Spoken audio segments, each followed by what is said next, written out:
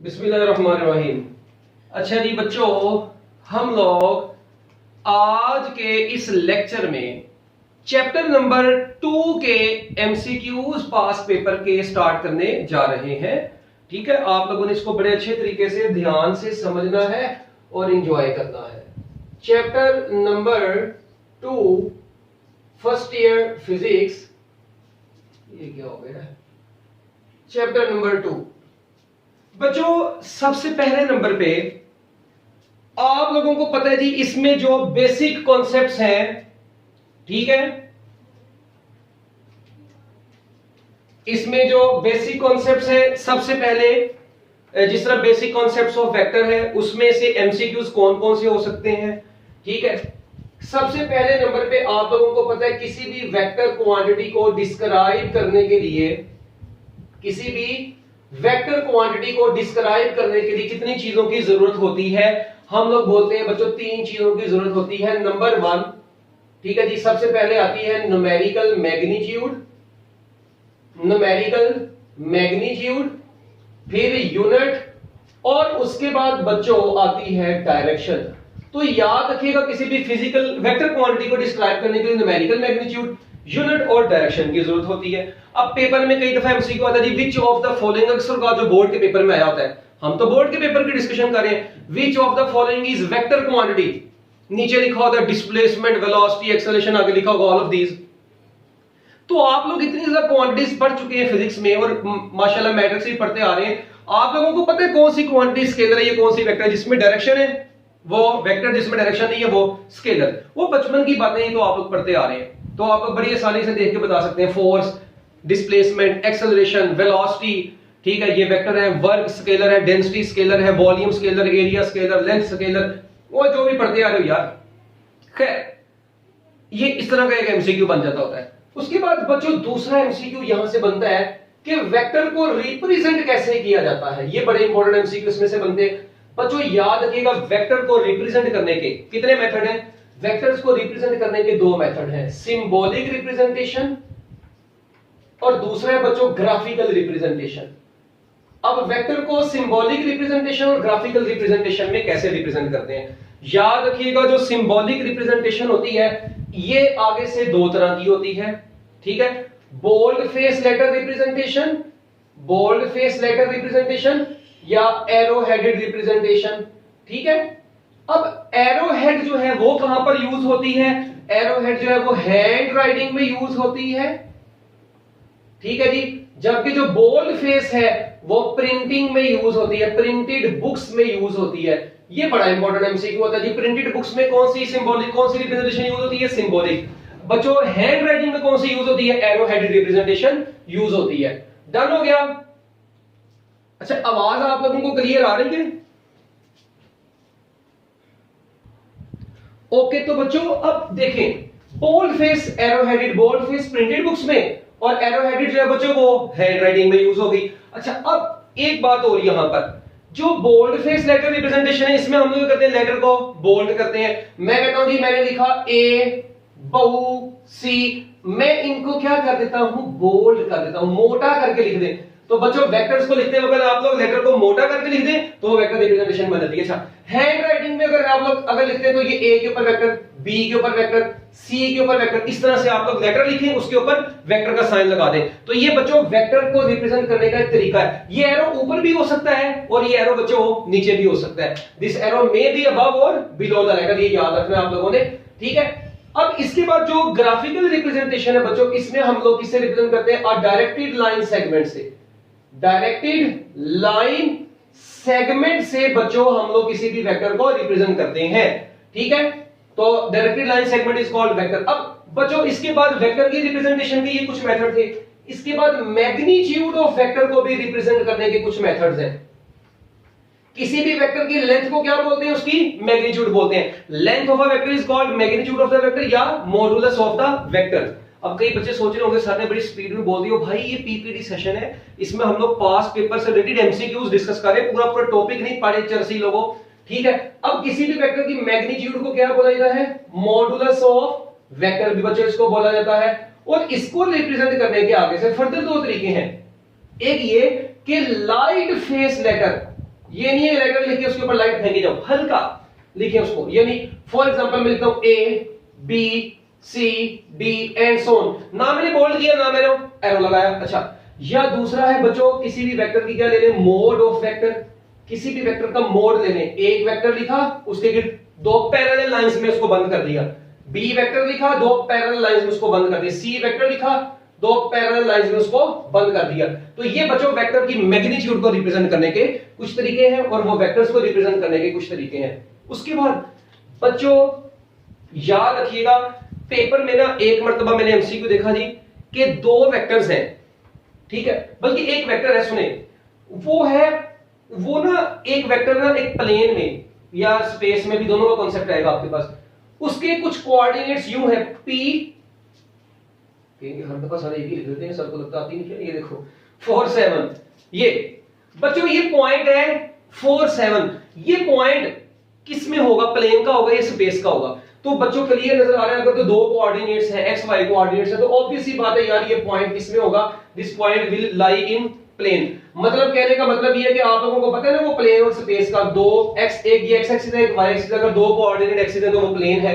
इस plane space के ऊपर पूरे पूरे लेक्चर YouTube के ऊपर लगा पड़े हुए हैं, अब एमसीक्यू के हवाले से है बस। ये पॉइंट है, मैं कहता हूं कि 4 7, इसका मतलब ये पॉइंट जो वेक्टर, एक वेक्टर है जिसका हेड इस पॉइंट के ऊपर है, तो ये वेक्टर इस वक्त कहां पर पड़ा हुआ है, प्लेन में पड़ा हुआ है। अच्छा, अगर यही पॉइंट यूं होता 4 0 7, तो बच्चों ये स्पेस में जाना था, जिसमें 3 कोऑर्डिनेट्स आ गए वो स्पेस, मगर स्पेस में भी आपको पता है 3 प्लेन्स होती हैं, उनमें से ये y वाला 0 है, तो पीछे xz प्लेन बची, तो हम लोग इसको बोलेंगे xz प्लेन का ये पॉइंट है स्पेस में, मगर स्पेस में xz प्लेन में।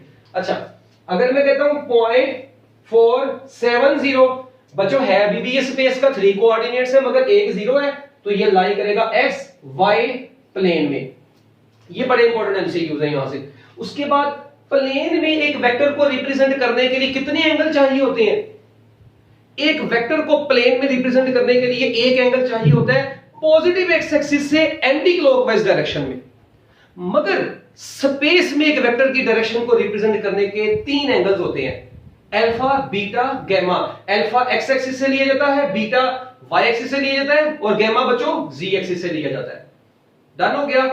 तो अब जो इसकी कन्वेंशंस क्या है जी, अल्फा बीटा गैमा स्पेस की, प्लेन में सिर्फ एक ही एंगल पॉजिटिव एक्स एक्सिस से एंटी क्लॉकवाइज डायरेक्शन में।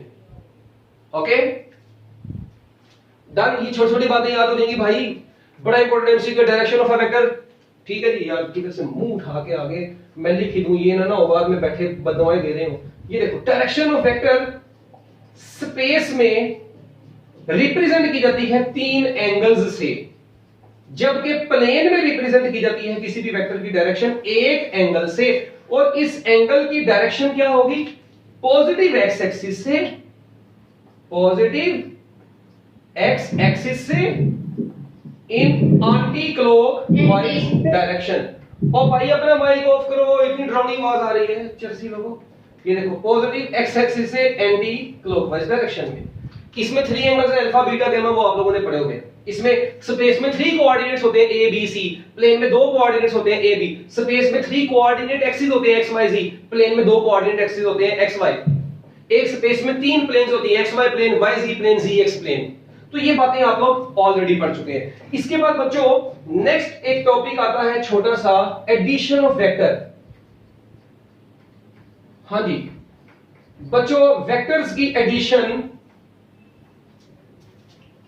बच्चों आपको पता है कि किसी भी वेक्टर्स की जब एडिशन की जाती है, तो याद रखिएगा बच्चों, वेक्टर्स की एडिशन के लिए हम लोग कौन सा रूल यूज करते हैं फिजिक्स की दुनिया में? Head to tail rule use किया जाता है।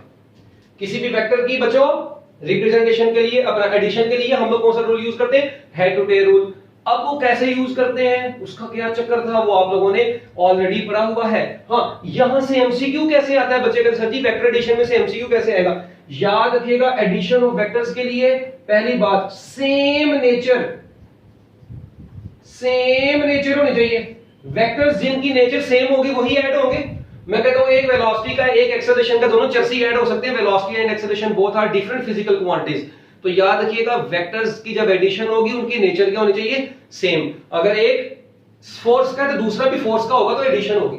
अगर एक वेलोसिटी का दूसरा वेलोसिटी का होगा तो एडिशन होगी, अगर एक एक्सेलरेशन का दूसरा भी एक्सेलरेशन का होगा तो एडिशन होगी। डन हो गया।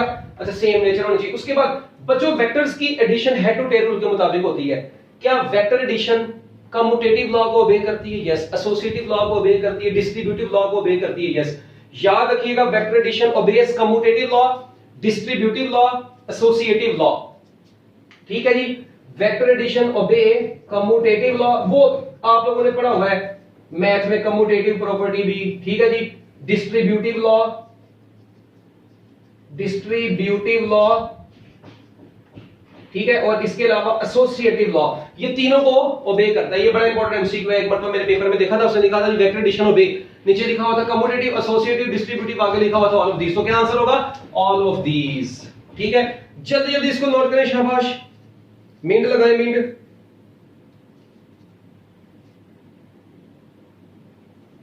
यूजुअली आपको पता है कम्यूटेटिव प्रॉपर्टी जो होती है वो कौन सी होती है? a plus B equal to B plus ए।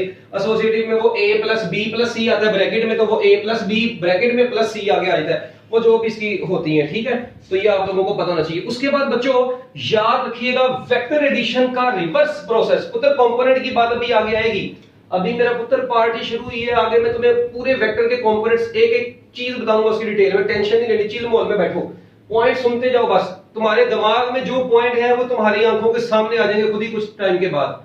ठीक है, कुछ इस लेक्चर में, कुछ अगले लेक्चर में। chillmol.com में बैठा है मेरा पुत्र, टेंशन नहीं लेनी। ठीक है, reverse process of vector addition.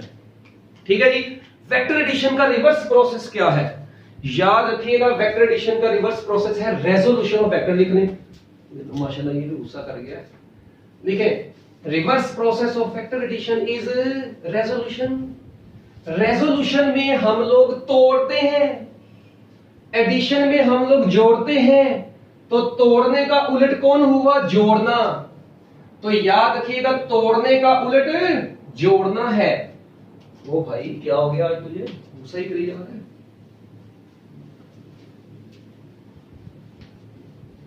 अक्सर बच्चों के दिमाग में सवाल आता है, सर जी सबट्रैक्शन क्यों नहीं है?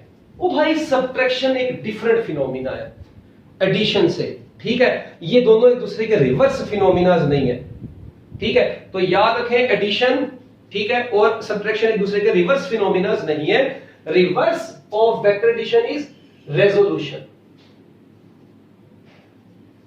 Resolution is reverse process of vector addition. लिखते जाए पॉइंट बना बना के, छोटे छोटे पॉइंट बना के। कोई जरूरत नहीं है किसी भी तुम लोगों को खुलासे की, कोई जरूरत नहीं है किसी भी की बुक की, मतलब वो एमसीक्यूज के हवाले से, किसी पास्ट पेपर की। सारा कुछ यही है। पेपर में जाने से पहले ये सेशन के सारे लेक्चर पढ़ देना, तुम लोगों की जिंदगी वैसे ही सुकून में आ जाएगी। ठीक है, इसके बाद बच्चों नेक्स्ट चीज याद रखिएगा, रेजोल्यूशन तो हो गई, इसको आगे देखेंगे, इसको हम लोग कंपोनेंट्स भी इसके बनाएंगे सारा। इसके बाद बच्चों सब्ट्रैक्शन ऑफ वेक्टर। अब इसमें से एक दो बातें मैं आप लोगों से भी पूछूंगा, आप लोगों का भी हक बनता है। सब्ट्रैक्शन ऑफ वेक्टर, हम कहते हैं subtraction of a vector is equivalent to addition of the vector. ठीक है जी, विद इट्स डायरेक्शन रिवर्स्ड। बच्चों सब्ट्रैक्शन में क्या काम किया जाता है देखें। मैं कहता हूं जी वेक्टर बी को सब्ट्रैक्ट करना है ए में से, तो subtraction of vector B is equivalent to the addition of the same vector with its direction reversed. कहता है सब्ट्रैक्शन बेसिकली एडिशन ही है, बस फर्क ये जिसको सब्ट्रैक्ट करना है उसकी डायरेक्शन को उल्टा करो, बाद में ऐड ही कर दो। ठीक है, तो ये एडिशन और सब्ट्रैक्शन एक दूसरे का रिवर्स तो ना हो गए। अब इसका मतलब ये होगा, ये देखें मैं यहां पर कह सकता हूं ये इक्वेशन है जो कि अक्सर आप लोगों की बुक में लिखी होती है। सब्ट्रैक्शन जिस तरह एडिशन के लिए head to tail rule use करते हैं, तो सब्ट्रैक्शन भी बेसिकली एडिशन ही है, बस डायरेक्शन को रिवर्स करके एडिशन कर रहे हैं आप लोग। इसका मतलब इसके लिए भी कौन सा रूल यूज होता है? हेड टू टेल रूल ही यूज होता है। इसके लिए भी प्यारे बच्चों कौन सा रूल यूज होता है? हेड टू टेल रूल ही यूज होता है। फिर दूसरा एमसीक्यू यहां से मैं आप लोगों से कहता हूं, सब्ट्रैक्शन है या एडिशन है, नेचर क्यों होना चाहिए सेम? अब वेलोसिटी में से एक्सेलरेशन को तो माइनस ही ना कर सकते, चवल ही मारोगे। ठीक है, सेम नेचर होनी चाहिए। अच्छा अभी भी सेम नेचर है। फिर ये कौन कौन से लॉ को ओबे करता है? कम्यूटेटिव को तो ओबे नहीं करता, do not obey commutative law. चलो अच्छा अब आप लोग मुझे बताएंगे, ठीक है, नीचे उधर कमेंट में भी बता देना या मुझे वैसे भी आप लोग बता देना, कल तक का आपको मैं टाइम देता हूं, ठीक है, कि क्या ये एसोसिएटिव लॉ और डिस्ट्रीब्यूटिव लॉ को ओबे करती है सब्ट्रैक्शन, वेक्टर सब्ट्रैक्शन ओबे डिस्ट्रीब्यूटिव या एसोसिएटिव लॉ।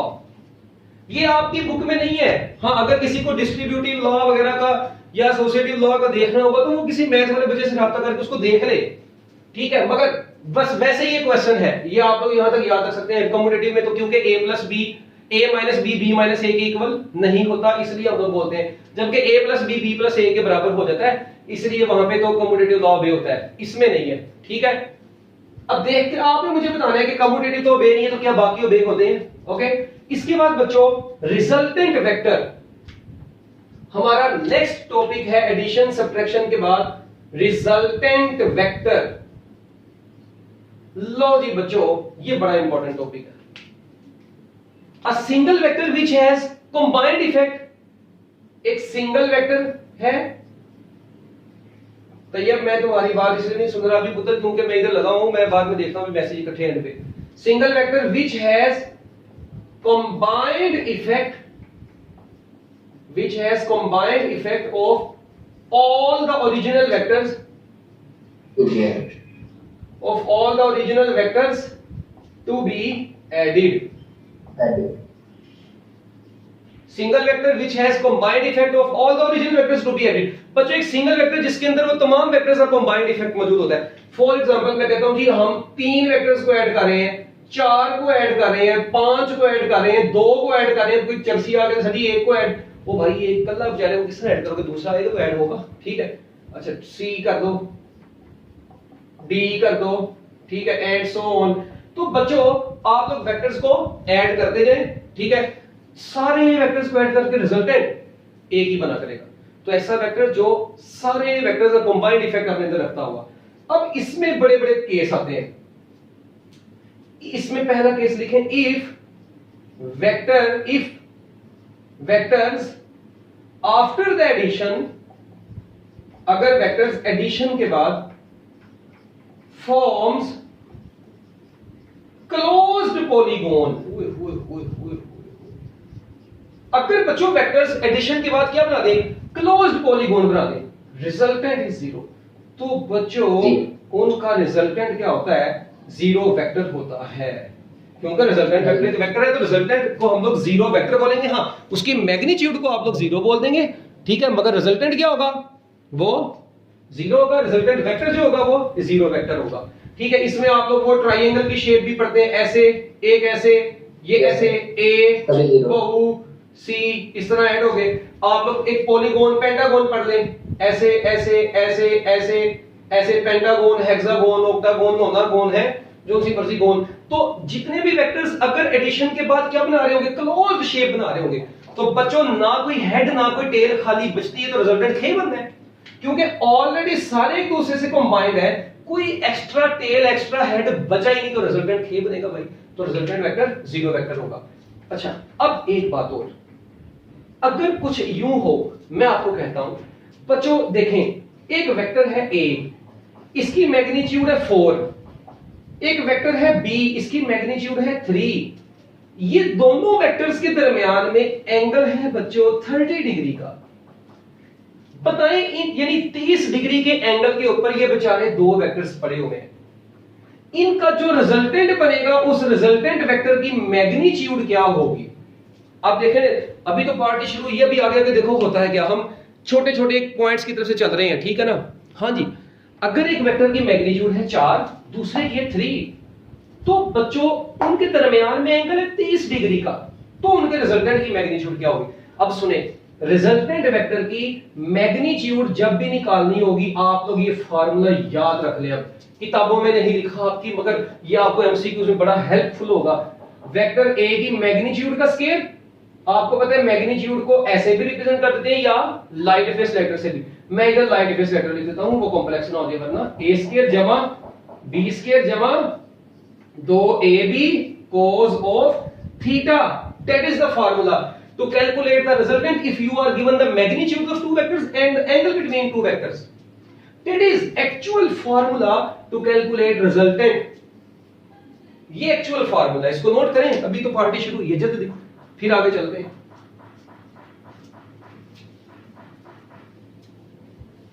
इस फार्मूले ने आपकी दुनिया बदलनी है। अभी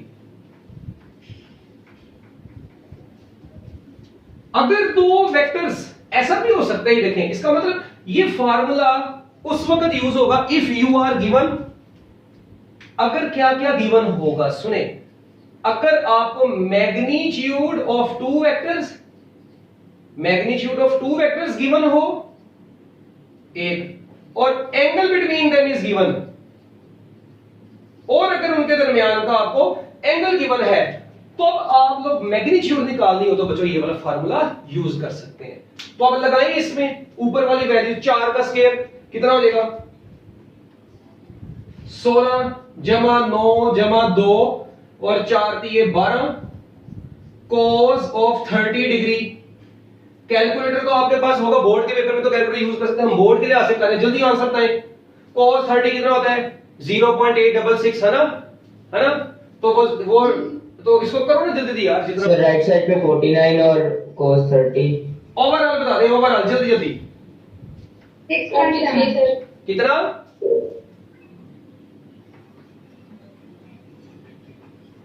ओ गुंगो चरसियो, ये देखें ऐसे जहाज लोग टकरे हैं। ए में बोल रहा हूं 4, बी में बोल रहा हूं 3, एंगल में बोल रहा हूं 30 डिग्री, और पूछ में सिर्फ रिजल्टेंट रहा हूं। फिर ए में देता हूं 4, बी में देता हूं 3, थीटा में आप लोगों को देता हूं 45 डिग्री, तो रिजल्टेंट बताएं। ए में आप लोगों को देता हूं बी भी 4, बी में आप लोगों को देता हूं बी भी 3, एंगल में आप लोगों को देता हूं 60 डिग्री, तो रिजल्टेंट बताएं। चलो एक मिनट मुंह बंद करके बताऊंगा, चर्सी लोग चुप करके बताओ, आवाज है ठुड्डा मारने रहा। 90 डिग्री, ए है 4, बी है 3, थीटा है 0 डिग्री। अच्छा, ए है 4, बी है 3, थीटा है 180 डिग्री, रिजल्टेंट बताएं। ये नहीं, ये एक तीर से हमने कितने शिकार कर दिए, 5 एमसीक्यूज आप लोगों के सामने आ गए। 1 2 3 चौकी 5 ओवर के 6 आ गए। चलो जी बच्चों जल्दी जल्दी शाबाश, पहले वाले का आंसर बता दें। सिर्फ ये फार्मूले में ए स्क्वायर जमा बी स्क्वायर, ये तो बन गया ना 25, 25 जमा आगे ये करें पहले 30 डिग्री पर। हरी अब बताएं,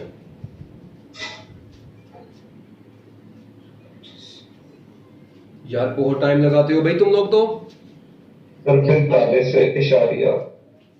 पुत्र अंडर रूट लेके बताना है, मेरा पुत्र नीनों में हो तुम, अंडर रूट लेके बताना है। इतनी देर में यकीन मानो बंदा वैसे 10 एमसीक्यू कर देता है। 6.8 लें जी। अच्छा सपोज करें बच्चों अगर ये न्यूटन होता, ये न्यूटन होता, आपका आंसर भी न्यूटन था। मैंने कोई यूनिट नहीं लिखा इनके साथ, जो यूनिट ए बी का होगा वही यूनिट रिजल्टेंट का भी होगा, इसलिए टेंशन ना लेना, ठीक है। अच्छा पहला आ गया रिजल्टेंट आ गया जी 6.8। अच्छा दूसरा ये 45 पर कितना आ रहा है, 6.4 6.4 आ रहा है, ओके गुड। 30 डिग्री पर देखें,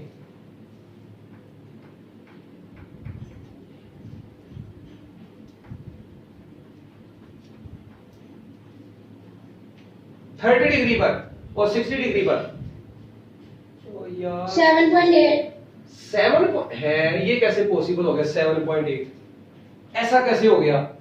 नहीं सर 6.0 6.0 ये हो सकता है, यस। उसके बाद 90 पर 5, अच्छा 0 डिग्री पर है, कैलकुलेटर यूज करना शर्म नहीं आएगी, जल्दी बताओ।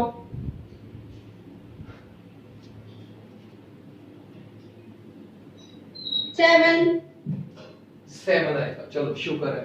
और भाई cos 0 आपको पता है cos 0 क्या हो जाएगा, और ये देखो थीटा को 0 डिग्री पुट करो, cos 0 कितना हो जाएगा 1 हो जाएगा, तो ये बचेगा, देखिए मेरी बात है, cos 0 1 हो जाएगा, तो अंडर रूट में बचेगा a स्क्वायर जमा b स्क्वायर जमा 2ab, वो बन जाएगा a जमा b का whole square, square under root से कट जाएगा, रिजल्टेंट सिर्फ और सिर्फ a प्लस b बचेगा, वो 4 प्लस 3 जो कि 7 आ जाएगा। यहां पर कितना आएगा -7 -1 नहीं, -7 अकेला 1 आएगा। चर्सियो किधर से मुंह उठा के आ गया बस भाई। अच्छा अब ये देखें, अब जरा आप लोग गौर करें, उसकी वजह पता क्या है? देखें 0 डिग्री पर और 180 डिग्री पर थोड़ा सा गौर करना। 0 डिग्री पर ये बन रहा था, रिजल्टेंट कुछ यूं बन रहा था, a प्लस बी आ रहा था। तो हमने डायरेक्ट दोनों को ऐड कर दिया। देखो ना, cos 0 1 तो a square plus b square plus 2ab, तो वो बनेगा a प्लस b का होल स्क्वायर रूट से काटेगा a प्लस b बचेगा।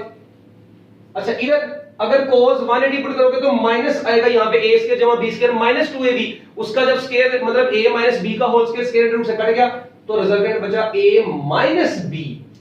इसका मतलब ये होगा कि resultant of two vectors is maximum.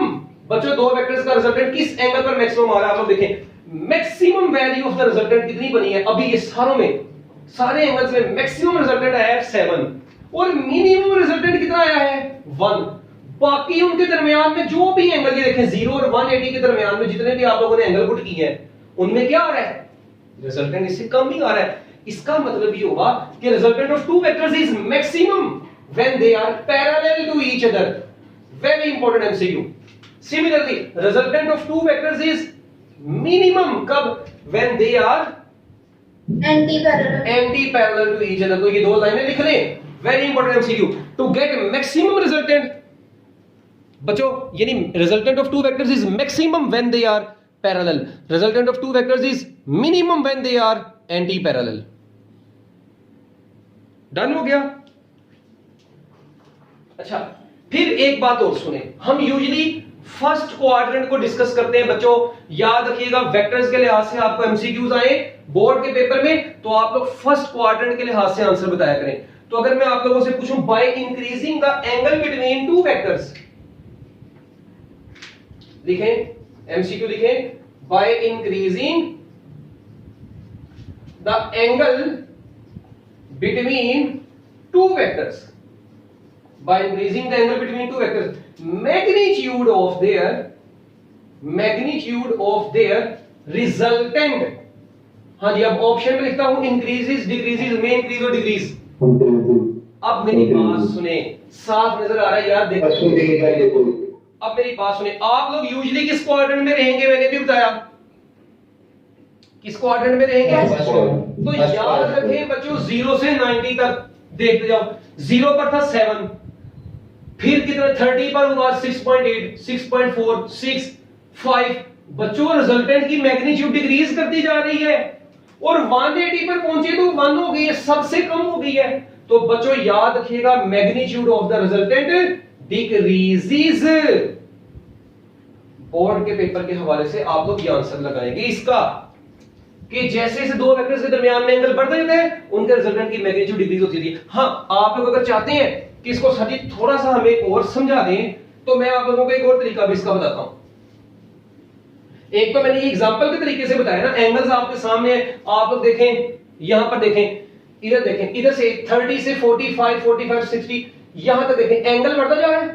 ये एंगल के बढ़ने से क्या हो रहा है यहां तक देखना भाई, ये क्योंकि ये दो केस अलग है, ये दो केस अलग से थे, इनको अलग ही रखो, ठीक है, इनको मिक्स नहीं करना। ये वाला देखो, इसमें थीटा बढ़ता जा रहा है, रिजल्टेंट कम होता जा रहा है। तो बच्चों थीटा के बढ़ने से magnitude of the resultant decrease करती है। इसके बाद प्यारे बच्चों 8वां पॉइंट इसमें बड़ा काम का, जरा सुनना, गौर से सुनना। अगर मैं आपको कहता हूं कि सुन लेना, बड़ा काम की बात है, रिजल्टेंट है ए वेक्टर है 5, बी भी है उसकी भी मैग्नीट्यूड है 5 और इनका रिजल्टेंट भी कितना आ रहा है 5 ही आ रहा है। तो कहते हैं बताएं इनके दरमियान में एंगल कितना होगा। और माइक अपना ऑफ करो चर्सी लोगों, हाँ जी, जिस वक्त बोलना है बस उस वक्त ऑफ करो। अब मेरी बात सुनिएगा बच्चों, याद रखिएगा, वेरी इंपॉर्टेंट एमसीक्यू आपके बार बार पेपर में आता है। 120 डिग्री के ऊपर 120 डिग्री पर 120 डिग्री के ऊपर बच्चों अगर दो वेक्टर्स की मैग्नीट्यूड इक्वल हो और उनका रिजल्टेंट भी उनकी इक्वल आए तो बच्चों उस वक्त दो वेक्टर्स के दरमियान में ए और बी के दरमियान में एंगल 120 डिग्री का होता है। उसने आपकी बुक में मतलब यूं बोला हुआ है, इसको आप लोग नोट यूं बना सकते हैं कि ये देखें ए की मैग्नीट्यूड हो, भाई माइक ऑफ करो अपना, बी की मैग्नीट्यूड रिजल्टेंट, ये सारे के सारे बच्चों इक्वल है। किधर से आ जाते हैं यार, जब इनके दरमियान में एंगल 120 डिग्री का होगा। और जोहा बीबी पुत्र क्या कर रही हो, माइक तो ऑफ करो। इधर से आ जाते हैं ऐसे बच्चे। अच्छा ओके, तो बच्चों ये आप लोगों ने याद रखना है। इसके बाद 8वीं के बाद 9th याद रखिएगा, जरा सुनना, बड़ी काम की बात बताने लगा। क्या आप लोगों को पता है कि ये रिजल्टेंट अब आप लोग निकाल सकते हैं? अच्छा कई दफा इस तरह होता है, आपको रिजल्टेंट भी दिया होता है, ए और बी भी दिया होता है, थीटा निकालना पड़ जाता है। तो मैंने अभी बताया आप लोग ये थीटा निकाल भी सकते हैं उस फार्मूले से, r = a² जमा b² जमा 2ab cos theta under root. वहां पर ये वाली वैल्यूज पुट करें, थीटा निकालें, 120 ही आएगा। ठीक है, तो आप लोग याद रखिएगा, अगर रिजल्टेंट भी दिया हो, वेक्टर्स की मैग्नीट्यूड भी दी हो, तो आप लोग बच्चों थीटा भी निकाल सकते हैं, इसमें कोई परेशानी वाली बात नहीं है। ठीक है, अब इसके बाद ना यहां पर बच्चों एक इंपॉर्टेंट चीज, जिस तरह मैंने अभी आपको बताया कि वेक्टर्स के एडिशन है। ठीक है, तो ये चक्कर है, जरा सुनिए। अब बातें इतनी ज्यादा होती हैं कि बंदा कहता है कौन सी कहां पे बताएं। ये तो आप लोगों को पता होगा कि वेक्टर के जो आप लोगों को पता है, फर्स्ट क्वाड्रेंट है ये कौन सा है जी, सेकंड क्वाड्रेंट है, ये थर्ड क्वाड्रेंट है, ये कौन सा क्वाड्रेंट होता है, यूजुअली फोर्थ क्वाड्रेंट होता है। अब फर्स्ट क्वाड्रेंट में आपको पता है एक्स कंपोनेंट और वाई कंपोनेंट दोनों पॉजिटिव होते हैं, सेकंड क्वाड्रेंट में एक्स नेगेटिव होता है, वाई पॉजिटिव होता है, थर्ड क्वाड्रेंट में दोनों ही नेगेटिव होते हैं, फोर्थ क्वाड्रेंट में एक्स पॉजिटिव होता है जबकि वाई नेगेटिव होता है। इसका मतलब अब यहां से एमसीक्यू मैंने बोर्ड के पेपर में देखा, उसने पूछा जी in which quadrant both components of the vector will have positive signs, first quadrant, both components will have negative sign, third quadrant, Third. same sign, same sign, first First and and third. opposite signs second and Second and fourth. Second and fourth. तो इस तरह के MCQs आप लोगों से इसमें से भी पूछे जा सकते हैं। ठीक हो गया बच्चों। अब इसके बाद नेक्स्ट पॉइंट 9 के बाद 10 पर चलते हैं। आपको पता है अगर मैं कहता हूं जी दो वेक्टर्स हैं a और b, ठीक है, अगर a जमा b और a माइनस b करें, दो वेक्टर्स हैं, ठीक है, अगर मैं उन दो वेक्टर्स को ऐड करूं, ठीक है, दो वेक्टर्स को क्या करूं, ऐड, और दो वेक्टर्स को सम करूं, sum and difference of two perpendicular vectors are also perpendicular and of same magnitude. ये आपकी टेक्स्ट बुक में एक शॉर्ट क्वेश्चन है, वहां से ये दिया गया है। तो याद रखिएगा बच्चों, अगर मैं कहता हूं जी देखें ये वेक्टर a है, ये क्या है, वेक्टर b है, अच्छा ये परपेंडिकुलर एक दूसरे के, इनका रिजल्टेंट क्या आएगा, इनका सम क्या आएगा, आप लोग कहेंगे बच्चों इनका जो सम आएगा वो a जमा b आएगा। ठीक है, ये सम आ गया। मैं कहता हूं यार इनका डिफरेंस भी लो, आप लोग डिफरेंस लेंगे तो a माइनस b करना पड़ेगा, तो b की डायरेक्शन को उल्टा करना पड़ेगा, a माइनस b, ये बनेगा a माइनस b। अब ये बना आपका a माइनस b, ये अब ये है a माइनस b। अब मुझे आप लोग देख के बताएं, अल्लाह ताला ने आप लोगों को अकल दी हुई है, क्या a प्लस b यानी sum and difference of two perpendicular vectors और also perpendicular and of same magnitude. ये देखें अब ये एंगल यहां पर अगर ये दोनों इक्वल मैग्नीट्यूड के हो, a और b इक्वल मैग्नीट्यूड के हो, तो आपको पता है कि इनका जो रिजल्टेंट होगा उसका एंगल यहां तक 45 डिग्री बनेगा।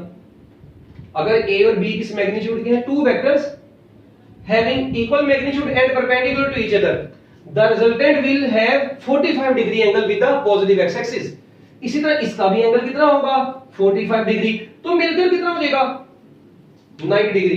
तो याद रखिएगा two vector sum and difference, ये है सम, ये है difference, sum and difference of two perpendicular vectors of equal magnitude are also perpendicular and of same length, a plus b और a minus b की लेंथ भी same है और ये भी एक दूसरे के क्या है, परपेंडिकुलर है। यस सर पूछना है, अगर ये हमें परपेंडिकुलर का नाम बताएं, बस ये कहें कि a plus b का मैग्नीट्यूड a minus b के मैग्नीट्यूड के इक्वल है, तभी एंगल 90 डिग्री होगा। यस ऑब्वियसली, अगर आपसे पूछा हो इफ a plus b की मैग्नीट्यूड और a minus b की मैग्नीट्यूड इक्वल है, इट मींस उनके दरमियान में एंगल कितने डिग्री का बन रहा है, 90 डिग्री का बन रहा है। बहुत इंपॉर्टेंट एमसीक्यू है ये, ठीक है, ओके। लो जी, इसके बाद बच्चों यहां पर 11वें नंबर पे हम लोग एक पॉइंट पर चलते हैं। अगर मैं आप लोगों से कहता हूं कि यार क्या आप लोग वेक्टर को स्केलर में ऐड कर सकते हैं? Not possible. अच्छा, scalar plus scalar, yes possible. अच्छा, vector plus vector, Possible. Yes.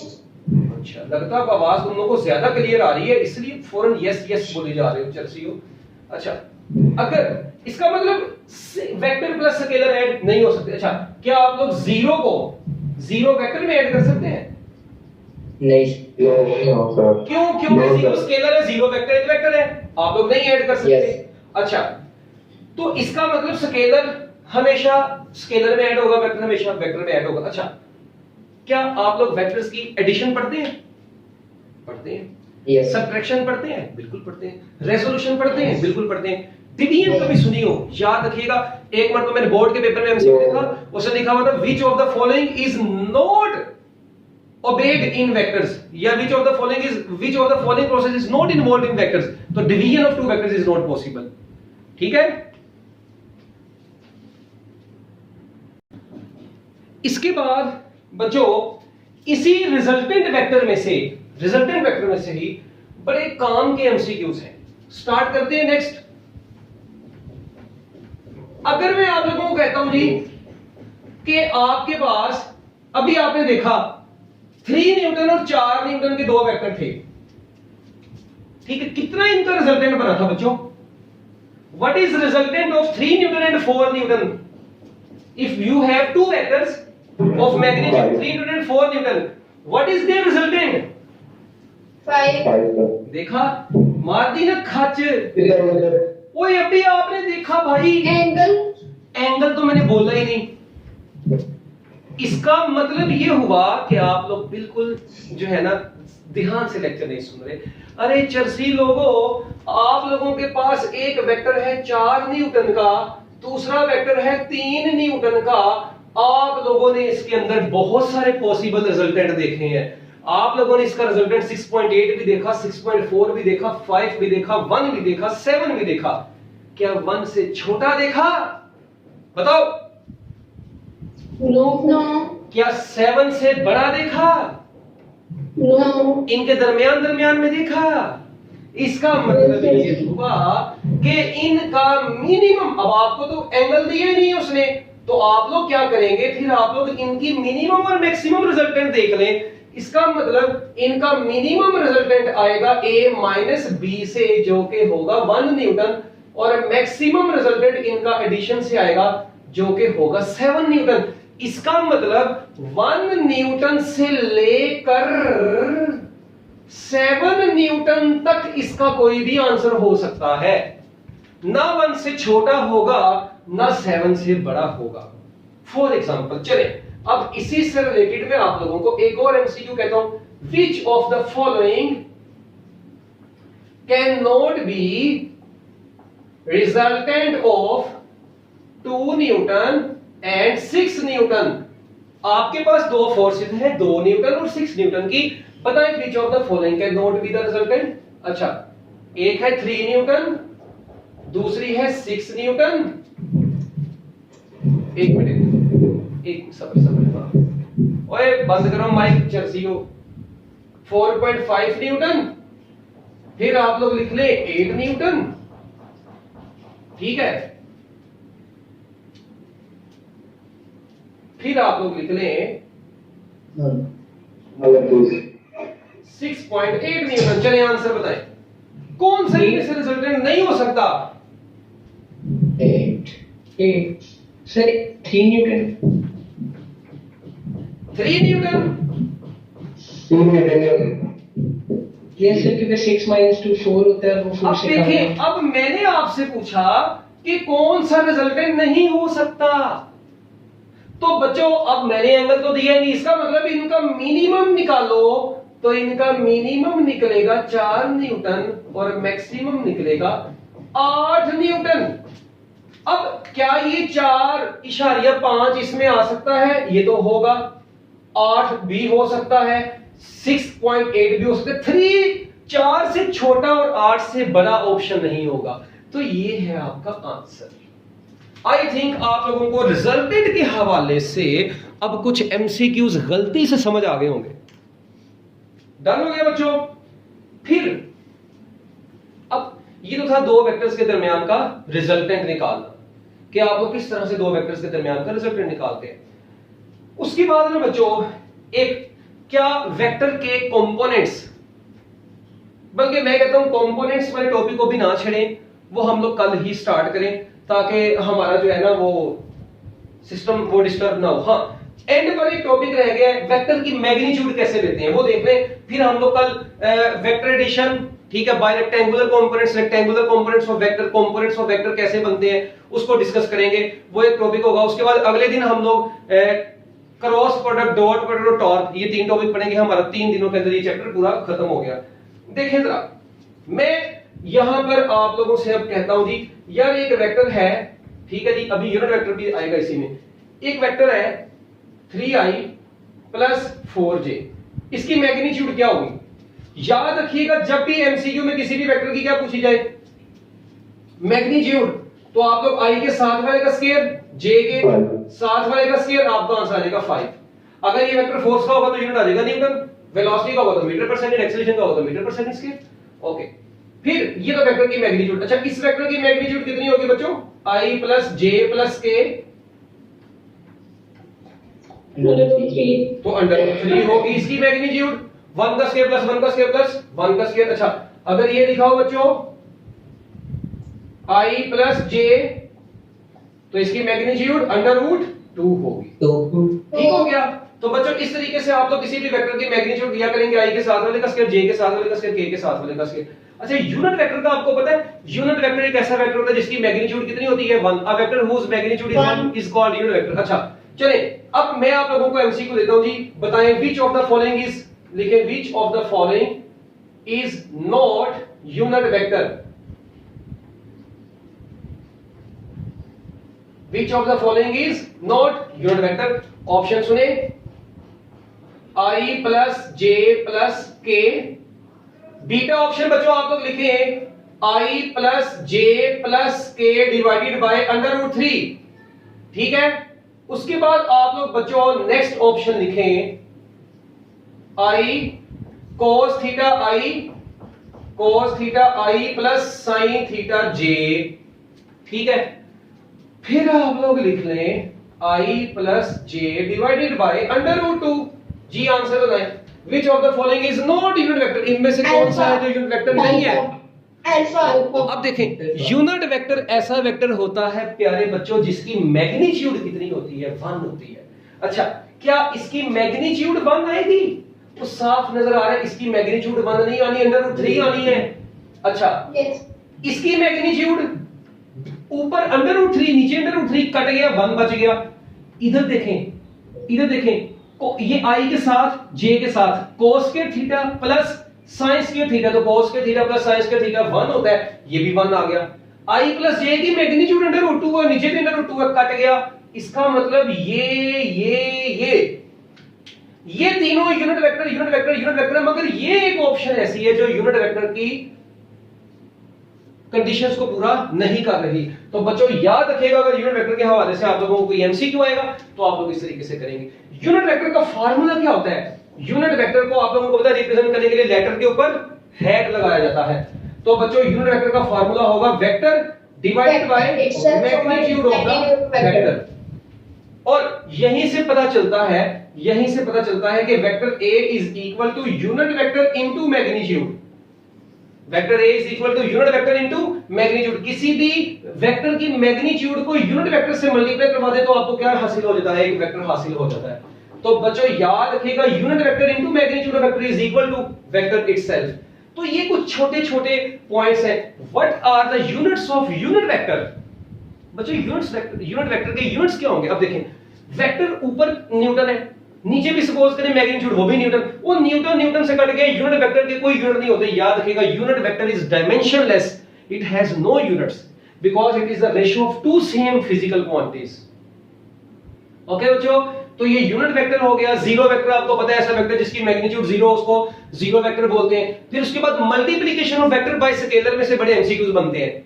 आपको पता है अगर किसी वेक्टर को पॉजिटिव नंबर से मल्टीप्लाई करवाएं तो उसकी डायरेक्शन में चेंज नहीं आता, अगर किसी वेक्टर को नेगेटिव नंबर से मल्टीप्लाई करवाएं तो उसकी मैग्नीट्यूड 180 डिग्री से रिवर्स हो जाती है। दो लाइनें दिख रहे हैं, if vector is multiplied by a positive number, if vector is multiplied by a positive number its direction do not change, when a vector is multiplied by a positive number its direction do not change,